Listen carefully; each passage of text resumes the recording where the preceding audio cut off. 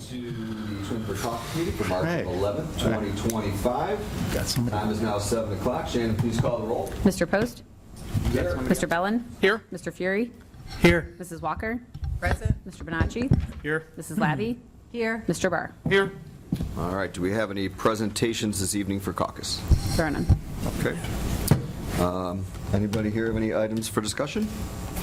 The only quick item that I had was, I know for our next meeting on the 25th, I know we've got a couple of members that are going to be absent, which is totally fine. I just want to make sure, will we have enough to have a council meeting? I know Mr. Bonacci and I think Mr. Barr Yes. are going to be traveling. Is everybody else planning on being here?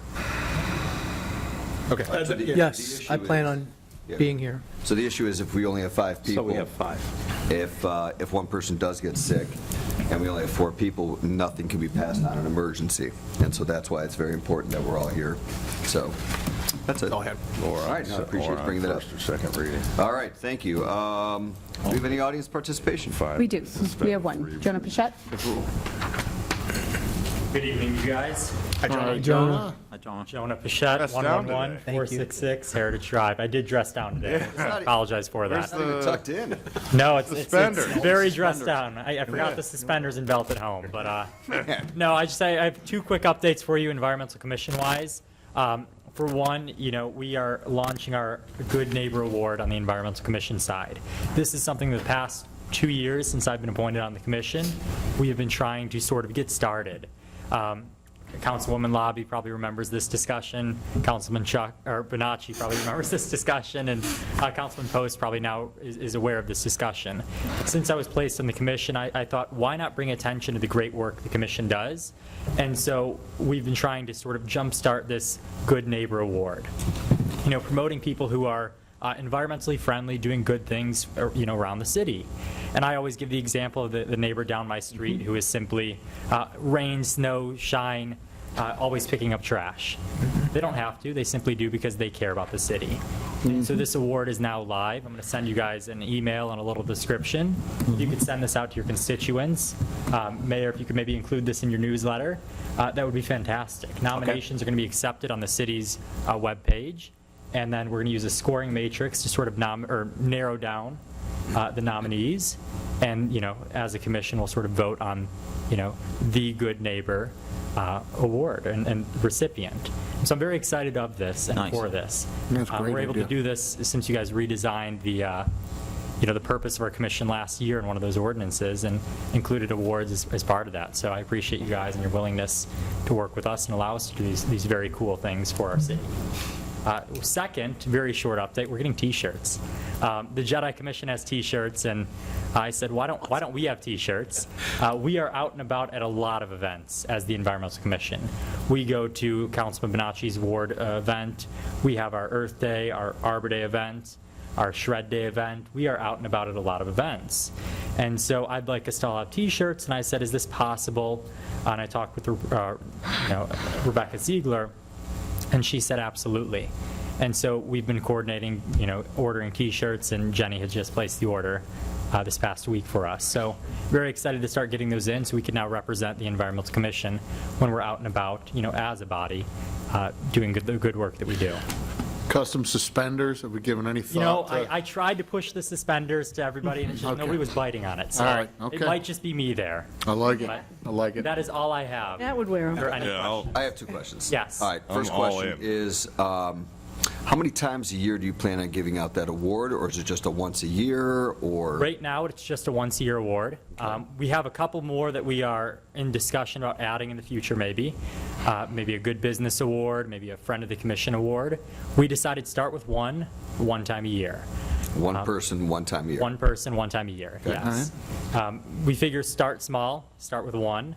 If there are thousands of people nominated, then that indicates we may need to expand quicker.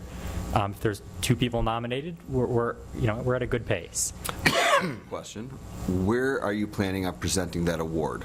So we had a discussion as a commission. We could present it either at our commission meeting, or we could, discuss with you about possibly presenting it here. So that's what I was going to suggest. Yes. Maybe this would be a great forum Yeah. to do that presentation. Yes. I think you'd get more viewership. I think Absolutely. they could bring more people in here, get recognized, and if they're going to get recognized, let them get really recognized. Absolutely. So- I know part of the intention behind it was to drive awareness of the commission, but I told the rest of the commissioners we would definitely have to talk with the council president, because I cannot control if you guys allow us to present here. So you were unfortunately not there. So Right. I had to wait until today Right.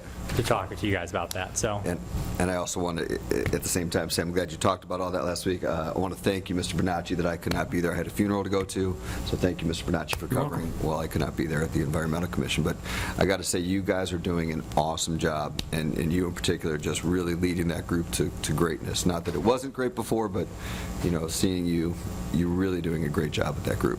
thank you. I appreciate that. Go ahead. I got one question. Years ago, there was a Boy Scout that was providing rain barrels for residents. We have one. I've had a couple of residents ask me where they can get rain barrels. Do you know, or can you, I don't mean to put you on the spot, because I didn't know the answer. Yes, Tinkers Creek Watershed. They're able to get rain barrels there. Are they? Tinkers Okay. Creek Watershed also offers, I believe, and I'm not certain on this, I believe they offer a class that will teach you how to either make your own, or they will cut it out ahead of time for you, give you a kit, with directions on how to essentially assemble it. Thank you very much. But Tinkers Creek Great. Watershed Partners. I believe There's a cost, I think, wasn't there? There is a small nominal fee I thought through there was a Tinkers small Creek cost, but I Water think there's a Shed small Partners. cost, yeah. And there's also an I believe at the Arbor Day, Earth Day celebration on the 26th, they're one of the sponsors, Tinker Creek Watershed, and I believe they're going to be talking about rain barrels there, amongst other things that they're going to have. I was going to report on that this evening, so, yeah. If you would, send me the information on this Good Neighbor programs. You shoot me an email so I have Absolutely. I some was gonna detail shoot on it. everybody an email and then we'll once get it everyone's out. sat down. Okay. Yes, sir. So are there any other questions? I have something. Yes. I know when we were on the Environmental Commission together, we gave out rain barrels, and we got them free from Coca-Cola on Highland Road.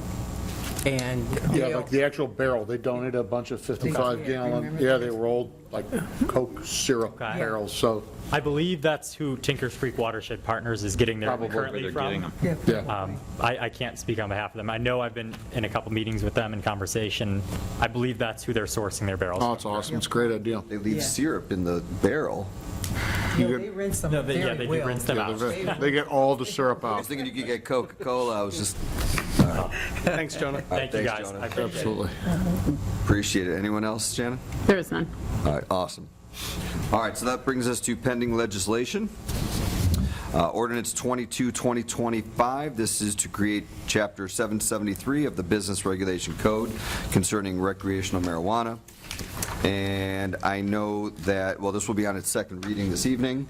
And again, it does not have to be 3 readings. It can be whatever it is needed till we get it right. You have all had a chance to read what Mr. Vazana did, and he's going to speak on it. But Mr. Vazana, I want to say thank you for striking out so much of that. It is much cleaner, much easier to read. I could actually understand what I was reading. It was fabulous. Less is more.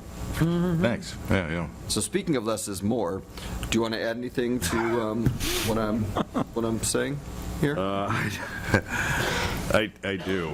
I'll be Had a brief. feeling. You sure? Allowed to say no. No, I do want to. So I'm not going to comment on the legislation. I think the revisions speak for themselves, and I'm happy to hear that without comment from the balance of the council, that it seems like it might have hit the mark. Yes. From what we wanted last year. Good. I wanted to note that there has been some discussion about the separate regulation of intoxicating hemp. I think is what I'm kind of tracking this down to be as. And I don't know if anybody saw the news, but within the last week, the state has introduced Senate Bill 86, which is in sum, I think exactly what Mr. Bonacci was talking about. In as much as a couple of our state senators have said that, or have introduced a bill that would seek to regulate the intoxicating hemp and the associated products, and then those would only be able to be sold at adult use dispensaries, same type of dispensaries that we're talking about within the marijuana world. So keeping a close eye on that. I have the bill analysis here. I haven't had a chance to read the entire text of the proposed statutory language, but I think that's something that we should keep a close eye on. I know I will be, because that might actually solve, I think, a lot of the, or answer a lot of the questions that were brought up at that first meeting. So at that, if you have any questions on that tonight, or if you have any questions, frankly, anytime during the week, give me a call and we can talk about it, about SB 86 or the pending marijuana legislation. Perfect. Did anybody else have any discussion about the legislation before next week it goes to the third reading? That's right, yep, the third reading. Okay, perfect. All right, ordinance 25, 2025. This ordinance is to amend the right-of-way portion to this, of the city code. Mr. Vazana, do you want to speak on that? I do, right. I do. So this one, I don't know if I'll be able to be as brief, but I will try. So This is more. we have had a collection of internal meetings with myself and staff members in the engineering department. And the purpose of those meetings was pretty simple. We identified in the last, so it's probably about a month and a half, month or so, that the city's right-of-way regulations have not been touched in over 20 years, and the city's public utility regulations, which do have some overlap within that space, most recently were touched in 1977, and the remainder of them were codified in 1966. So it has been a few years, as one might say, where the city took a look at how do we protect our residents and our property owners when it comes to commercial entities and, frankly, any entity that is seeking a permit to go disturb the area of the public right-of-way. So we all put our heads together. We took a look at what we had on hand within chapters 901 and 917, and we went back and forth, and ultimately what you see before you is the final work product of the team, of myself, planners, and the engineers. And I won't go through every single line, but I will tell you, you might say, what's the rush? Well, you see the nice weather out here, and I have to tell you that we have a lot of interest in broadband companies that want to go in and start trenching. And one of the things that's giving our engineering department a little bit of heartburn is, okay, well, they've been able to use our existing regulations to the best of their ability, and then the rest of it, they've frankly have just kind of been getting lucky by asking for all these things that are in bold. If you've noticed when you take a look at it, the majority of the changes are, I wouldn't necessarily say substantive, they're more taking the one-line rule that we had from the 70s or the 80s and adding in the lived experience of our engineers, or what are the documents that they want from these entities, both within our public utilities chapter and our 901 chapter. And ultimately a decision was made to approach the mayor and see if we could work to get this up tonight and request that council pass it on the first reading as an emergency. And that's what brings us here. So I will note what I would say are the important parts. I've already touched on the fact that the majority of it is detail-oriented. Tell us what you're doing, and a lot of other more tech speak, as I call it, items that they want to keep in their file. And then you'll also note that there are some changes to make it clear that we can request cash deposits instead of just bonds and I think letters of credit. And then finally, there is a observational piece. The engineers, and I want to make it clear, the engineers don't stand there the whole day observing, but this section puts the contractors on notice that they have to keep the engineering department in the loop about where they're going to be with their project.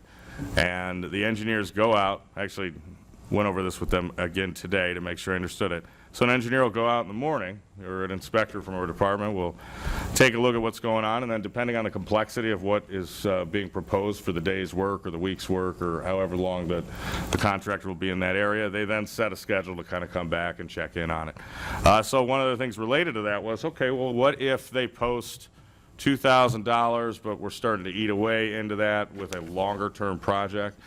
The engineers were clear that they want to have the ability that when they hit a baseline of 1,000 within the deposits for the fees, that they can, at that point, say you have to replenish the account to make sure you can cover the city services of managing and maintaining the project and protecting the interests of our property owners in town while these pending projects move forward.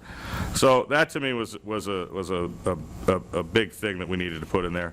And then, as usual, we updated some of just the random pieces that you find when you're going through old legislation, such as the fire chief seemed to have an outsized role in public right-of-way permit issuance here, so we changed that to the building commissioner. Because nowadays, as we all know in this room, the building commissioner, in conjunction with our city engineer and our planner in certain applications, that's where these permits originate and where the deposits are made and fees are set forth. So that's what we have there. I thank you again for your consideration tonight on this. It's an important piece of legislation. I think it's really going to bring us up into the modern era of right-of-way regulation within municipalities. And that reminds me of one final note. I will tell you, because we're a little behind, we're able to cherry pick some of the things that have worked well in other communities.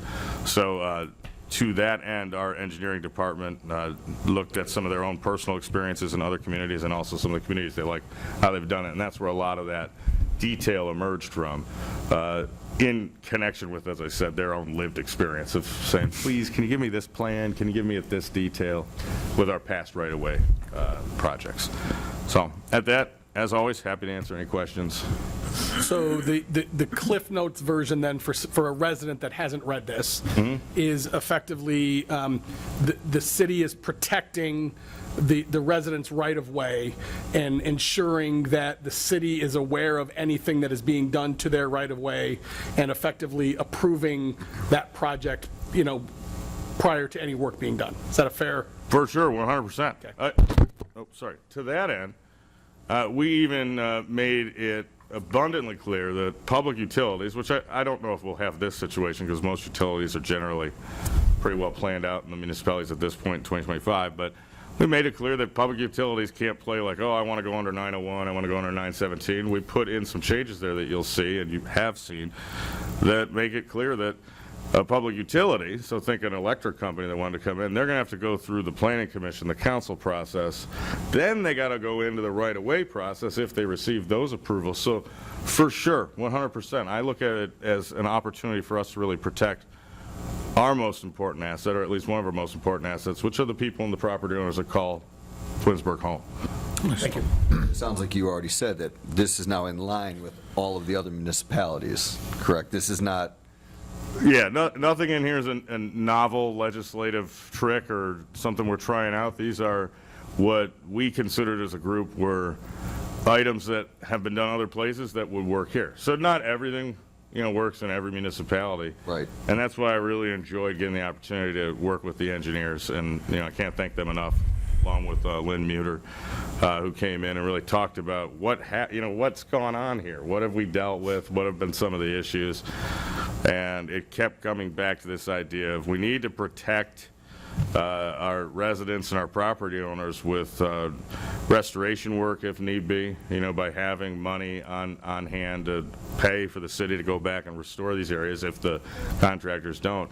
And then secondly, a lot of it's about the future, many years down the line, like having permit information on file that's usable should someone come in, whether it be another company that wants to drop in there or even the property owner that's adjacent to that. Being able to reach out to our staff and say, can you tell me exactly what's in that area? And this is all part and parcel to creating records that help and improve our residents and property owners' life here in Twinsburg and allow us to be modern in that approach. Awesome, appreciate it. And I just want to thank you and everyone else, because I know this came up, that there was an issue, and you guys worked hard to get this done very quickly, so thank you for that. And Yeah, we had fun. Right, I bet you did. And the reality is we can amend this as needed if we had to.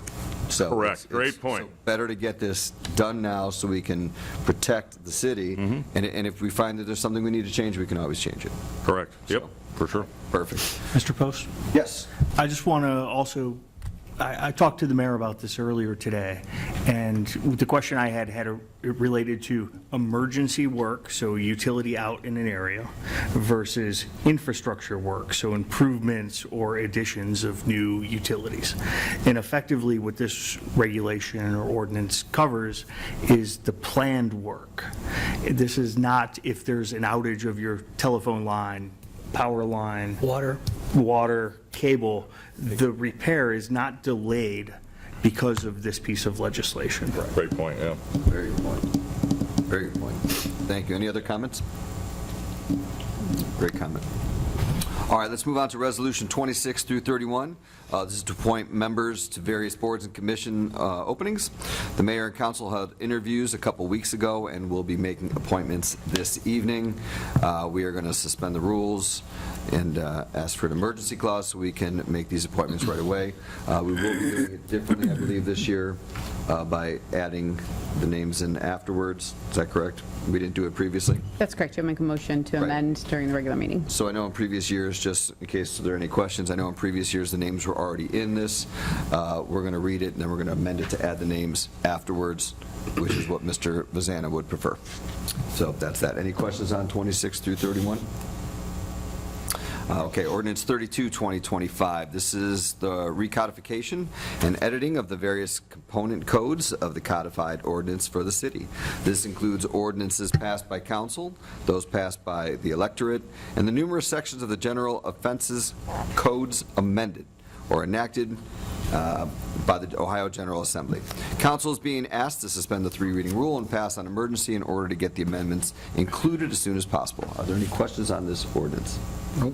This is standard. We do this every year. Thank you. Ordinance 33, 2025. This ordinance is to amend the appropriations for law professional services in the amount of $200,000. The reason for this emergency is to allow the amendment to take place as soon as possible. Any comments on that?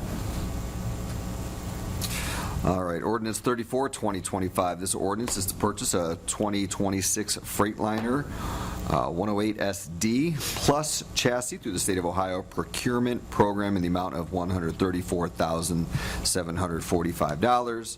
In addition, there are upfitting costs of $43,874.84, bringing the total to $178,619.84. This was all talked about last year. We already talked about this last year. It's not like this is new money. We already knew about this. The reason for the suspension of three-reading rule is to be able to purchase the vehicle as soon as possible. Are there any questions or comments on 34? Nope. Okay, that brings us to miscellaneous. Does anyone have any miscellaneous items? All right. Did you? We're going to add an executive session. Yeah, we're going to do an executive session. It's on the agenda that's posted. It's just not in the notes. Okay, gotcha. Do you have that with you there? All right. All right, I got it right here. All right, thank you. All right, so we're going to enter into an executive session pursuant to, I'd like to make a motion to enter into an executive session pursuant to Ohio Revised Code, Section 121.22G1, to consider the appointment, employment, dismissal, discipline of a public employee or official. Do I have a second? Second. Second, any? Yield. Mr. Bellin seconds. Any comments, concerns? Janet, call the roll, please. Mr. Post? Yes. Mr. Bellin? Yes. Mr. Fury? Yes. Mr. Barr? Yes? Mr. Bonacci? Yes. Mrs. Walker? Yes. Mrs. Labby? Yes. All right, so we will be back shortly. Caucus meeting at 7:36. Council just discussed personnel during executive session. We will now adjourn the meeting at 7:36 p.m.